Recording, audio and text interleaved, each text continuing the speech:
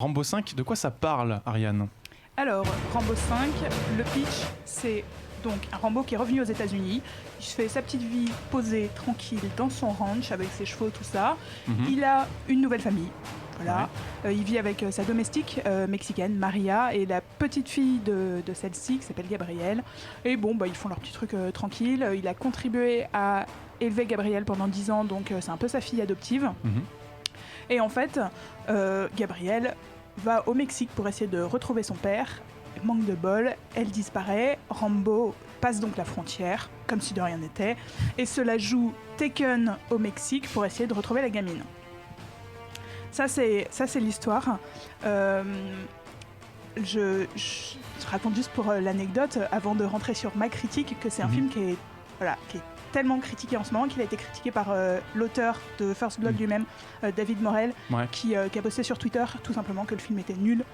Il était embarrassé. Ouais, et il a regretté que son nom il soit carrément associé, tu vois. Comme tu le dis, effectivement, dans l'ensemble, le film quand même concentre pas mal de critiques. Du coup, est-ce que c'est un échec total ? Alors, moi je trouve que le film divise pour une bonne raison. L'idée étant que... Bon, c'est pas un chef-d'œuvre. Clairement, voilà. Mais après, je trouve que la première partie du film, sans être extraordinaire, se tient à peu près correctement. Le scénario est très simpliste, les personnages sont très caricaturaux, il y a plein de clichés, mais Stallone sous le botox fait à peu près le boulot, voilà, malgré ses 73 ans. C'est après que le film dérape, Rambo déboulonne, mais déboulonne, et on a droit à une espèce d'avalanche de gore, de pièges et de massacres pas toujours hyper convaincants dans des tunnels, parce que c'est ce que Rambo fait ces dernières années pour s'occuper, à part élever des chevaux, il creuse des tunnels. C'est vrai que ça c'est pas très expliqué scénaristiquement. On peut en revenir, mais on en a parlé plein de fois, il est fou. Vraiment faux. Il est fou, il est surmédicamenté, il n'y a rien qui va. Il se la joue, la dernière partie du film a été très comparée avec Maman j'ai raté l'avion. Et Skyfall aussi, on peut dire. Voilà, et donc il va massacrer des ennemis qui se multiplient un peu par magie. Avec beaucoup d'hémoglobine, il clopine dans ces tunnels, on a un peu du mal à comprendre où est passé le tracker des premiers films, l'ex béret vert, le héros, là il est un peu en train de... Bon, il boitille un peu dans ces tunnels, il est là. Mais bon, voilà, c'est un peu dur. Et puis j'ai trouvé que surtout, on a vraiment l'impression d'avoir deux films, c'est-à-dire que t'as la première partie, t'as Taken, quoi, et ensuite t'as tes massacres à la suite, qui sont très honnêtement pour moi pas franchement réussis. Pas totalement raté si tu viens pour voir une série Z avec de l'hémoglobine bon marché, quoi. On a parlé des premiers films, on a parlé de leur message. Tu dis qu'apparemment on a deux films en un. Est-ce que dans l'une des deux moitiés du film, on retrouve, disons, la portée thématique des œuvres d'origine ? Tu vois, tout à l'heure on parlait de John Rambo, de ce qu'il avait essayé de faire dans le 4e film. Pour moi, il essayait un peu de revenir à ça. Il avait réalisé lui-même le film, il avait essayé de faire passer un message, tu vois. Surtout, il avait tenté d'apporter une vraie conclusion à la saga à la fin du 4e film, c'est ce boulot-là.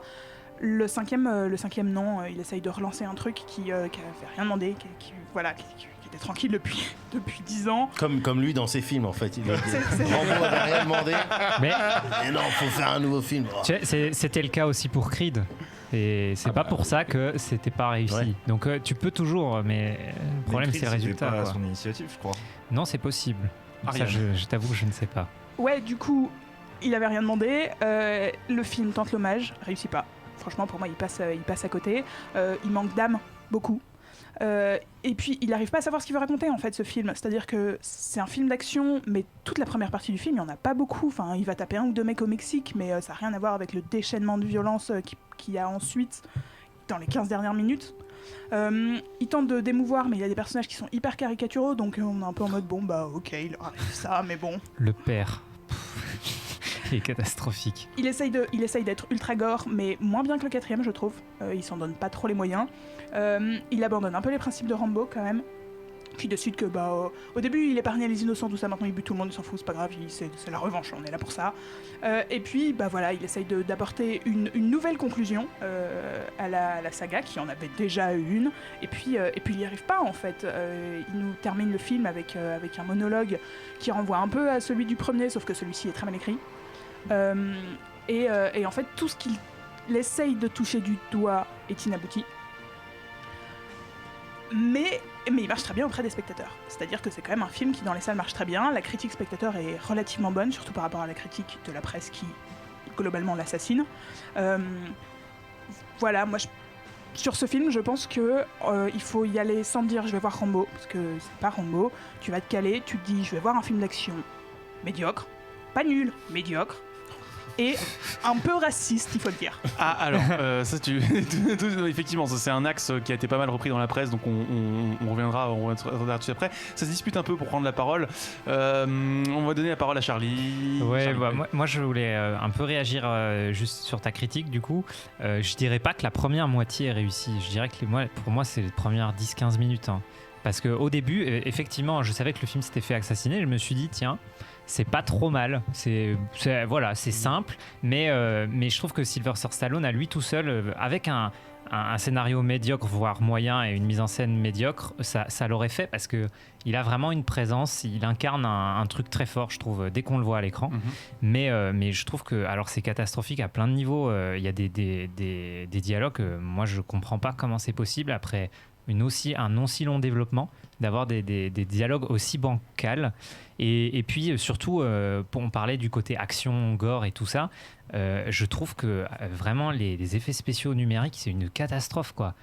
Si on veut faire du gore, qu'on le fasse, qu'on ait du latex, du sang, mais alors voir les têtes qui se font découper de manière numérique, ça se voit, c'est moche, et ça enlève vraiment quelque chose, ça désincarne totalement l'action et l'histoire, et moi je comprends pas. Alors je sais pas si c'est pour des raisons budgétaires ou parce que c'est plus facile à mettre en scène que de faire vraiment des vrais effets spéciaux, mais je trouve ça vraiment raté, quoi. Cédric. Déjà budgétaire, ça je peux clairement te le dire, hein. C'est pas un film qui a coûté très cher et il a été très difficile de le produire. Tu dis que le temps de développement est très long, pas tant que ça en fait. Il y a un truc intéressant, c'est-à-dire que les journalistes aiment bien dire Morel a chié sur le film, il a dit qu'il avait honte d'être associé à ça.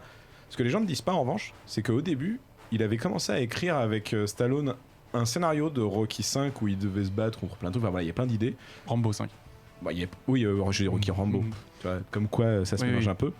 Et il n'y a pas eu de nouvelles parce que le truc est parti au point mort. Et un jour, Morel a découvert un peu par hasard qu'un 5 se faisait sans lui. Donc je pense aussi qu'il l'a un peu vénère. Parce que rappelons-nous que Morel, il a quand même écrit la novélisation du Rambo 2 et 3 qu'il a validé. Hein. Donc c'est gentil de dire je suis embarrassé du 5, mais ils sont embarrassés des autres aussi, du coup, à ce moment-là. Non, mais ça m'énerve cette hypocrisie de juste parce qu'on l'a pas choisi. Mais donc, bon. Après, c'est particulièrement, moi je trouve mauvais. Hein. Alors, il y a vraiment un côté série B, voire Z par moment, je suis d'accord. Je suis complètement d'accord avec toi qu'on peut enlever l'aspect Rambo. Clairement, le film pourrait se voir sans penser à John Rambo. En revanche, je trouve qu'il y a des idées de fond, même si elles sont pas concrétisées, qui marchent plutôt pas mal. Et il y a un truc intéressant, c'est que le 4 finissait effectivement sur je rentre au pays, je rentre au ranch familial. Et donc le 5 reprend 10 ans plus tard, il mène une vie. Et dès le début, il explique je vais pas bien. Je fais en sorte de contenir la douleur, contenir le trauma. Et j'aime bien le fait que le film essaye de te dire que malheureusement, ce genre de mecs, les gueules cassées, les bérets verts, les survivants d'un traumatisme ne seront jamais bien. Ils portent en eux à vie le truc. Et que même s'ils essayent de guérir, la société les ramènera toujours à cet état primal de violence. Et donc tu dis, je comprends pas parce qu'au début, il en tue un ou deux et à la fin, c'est la boucherie. Mais c'était déjà le cas dans le 2. Ce que j'ai compris, c'est plus ou moins le cas dans le 3. Le 4, c'est pareil, au début il fait rien, à la fin c'est l'hécatombe. C'est toujours le même concept de quasiment tous les films Rambo. C'est comme disait Médoc, un mec qui demande rien à personne. Il a voulu servir son pays du mieux qu'il pouvait. Il le dit dans le 2, j'aime mon pays. Je l'ai aimé au point de tout perdre pour lui. Et le pays ne lui a jamais rendu. Et maintenant c'est le monde qui ne lui rend pas, quoi. Clairement le seul petit truc qu'il avait pour lui, c'est ce ranch. Et on vient le faire chier même dans son putain de ranch où il creuse des petits tunnels pour se faire plaisir. Il fait en sorte qu'on vienne l'y faire chier plus. Oui, mais enfin voilà, pour moi l'idée était là. Alors je dis pas que c'est bien exécuté. J'ai juste dit en voyant le film, je fais ok, je capte la logique derrière ce truc là. Je ne pense pas que ça soit très réussi. Stallone est peut-être un peu pour... Voilà, mais... c'est pas non plus honteux si tu essaies de voir la psychologie et l'évolution d'un personnage tel qu'il est en fait. Alors David, tu disais qu'aucun sacrifice n'est trop grand pour Hyperlink, tu as vu le film ? En fait, j'allais voir le film avec beaucoup d'a priori parce que les réseaux sociaux, etc. Le film s'est fait assassiner. Et quand j'ai vu le film, franchement, j'étais plutôt étonné parce que je m'attendais vraiment à bien pire. Je trouve c'est un film qui est intéressant, c'est un grand film malade. mais qui est fascinant. Et d'ailleurs, c'est la première fois qu'on voit Stallone pleurer depuis le premier volet. C'est aussi la première fois qu'il se bat sur son propre sol depuis le premier volet. Même s'il fait une escale au Mexique qui est limitrophe. Et en fait, le visage de Stallone, il est botoxé, d'accord, il a plus d'expression. Il ressemble de plus en plus à sa marionnette des Guignols. C'est Monsieur Sylvestre, la World Company. Mais malgré tout, il y a une émotion, je trouve. Après, c'est au ressenti de chacun. Et c'est un film qui a des qualités malgré tout. Je le trouve absolument pas raciste pour ma part. Moi non plus. Parce qu'il y a des bons et des mauvais Mexicains. Il y en a des sympas. Il y a des personnages. J'ai entendu cette formule dans un discours de Trump. Me semble-t-il. Non, mais ce que je veux dire, c'est que sa gouvernante, qui est mexicaine, il a une très bonne relation avec elle. Sa fille adoptive, il la considère comme sa propre fille. Il y a un personnage de journaliste qui est joué par Paz Vega, une journaliste mexicaine, qui est aussi qui est très bien comme un personnage positif. Qui n'est pas du tout assez développé. Il n'est pas développé, mais pas pour autant qu'il est mauvais. C'est juste ça. Non, le personnage n'est pas mauvais, mais on passe à côté de ce qu'il pourrait être, quoi. Mais ça s'appelle pas Paz Vega, ça s'appelle Rambo. Je veux pas voir Paz Vega, je veux voir Rambo tuer des gens. Et voilà, moi personnellement, je trouve que le film a un intérêt et on parle de scènes gore tournées, qui ont été conçues en numérique, etc. Mais je vous signale que dans John Rambo, l'épisode précédent, toutes les séquences gore du film sont faites en numérique également. C'est-à-dire que quand on parlait des gens tranchés en deux, etc., c'était des jets de sang numériques également. Donc voilà, pas plus ni moins. Pierre, Médoc. J'ai pas vu, moi, le film. Ah, tu l'as pas vu? Non. Est-ce que t'es hypé après avoir vu les images et entendu tout ce qu'on a dit? Je le verrai de toute manière, peut-être pas au cinéma, à la maison, mais je le verrai. Ouais. Pierre? Moi, j'ai kiffé. En fait, je m'attendais pas à grand chose. Et j'avoue que le film a plein de défauts. Hein. Je suis d'accord. Mais je trouve qu'en fait, on dirait un de ces sous-Rambo italiens des années 80 où ils respectaient pas tout à fait la mythologie, voilà, ils inventaient d'autres histoires autour et aussi j'ai été très touché par il y a une scène quand même où Rambo est en difficulté, il a l'air sûr de lui. Il touche à une impasse. Ouais, et ça se passe pas bien et j'ai l'impression, je peux me tromper, que c'est la première fois qu'on le voyait vulnérable. Voilà, et un peu rouillé quoi.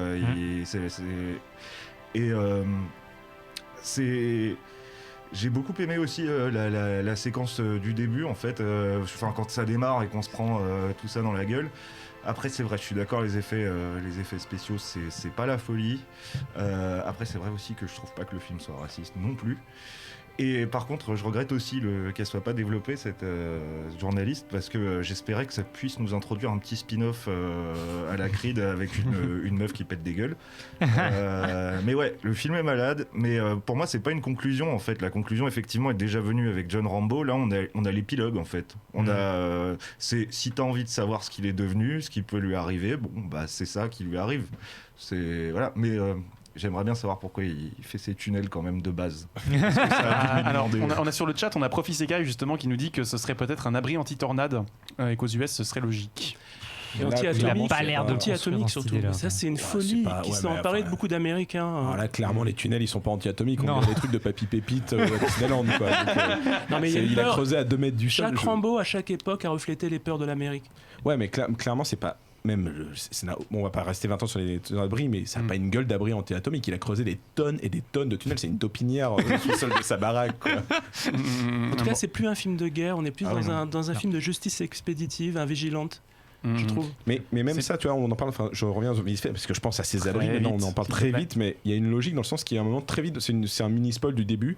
Il dit à sa fille adoptive, je vais avoir une soirée avec des copains. Il fait, invite-la à visiter les tunnels. Elle fait quoi? Mais tu laisses jamais personne aller dans les tunnels. Et je me dis, clairement, moi je pense qu'il y a un délire sur le fait que ce mec est vraiment traumatisé, mais dans le sens fou.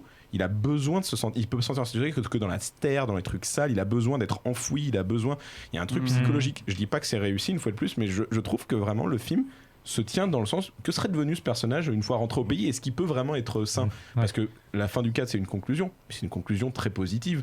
Moi, je suis pas sûr que ce mec, il peut vraiment devenir éleveur chevaux pendant 20 ans, quoi. On a Philippe Getch sur le chat qui nous dit: mais non les gars, il y a une symbolique freudienne évidente dans ces tunnels. Rambo va mal, il plonge au cœur de son ça et de sa psyché malade. Bah, ça va dans le sens d'une certaine manière de ce que dit Cédric. Je suis assez d'accord. Pour le coup, je me retranche derrière toi. Moi, je l'ai juste pas dit avec des mots super cool et voilà. Il te regarde. Je vous laisserai vous expliquer après l'émission. Jeux vidéo, BD, manga, séries et cinéma de genre. L'actu Pop & Geek, c'est dans Hyperlink, votre cocktail de bulles et de pixels, avec Karel et son équipe, tous les dimanches à 17h, en direct sur VL.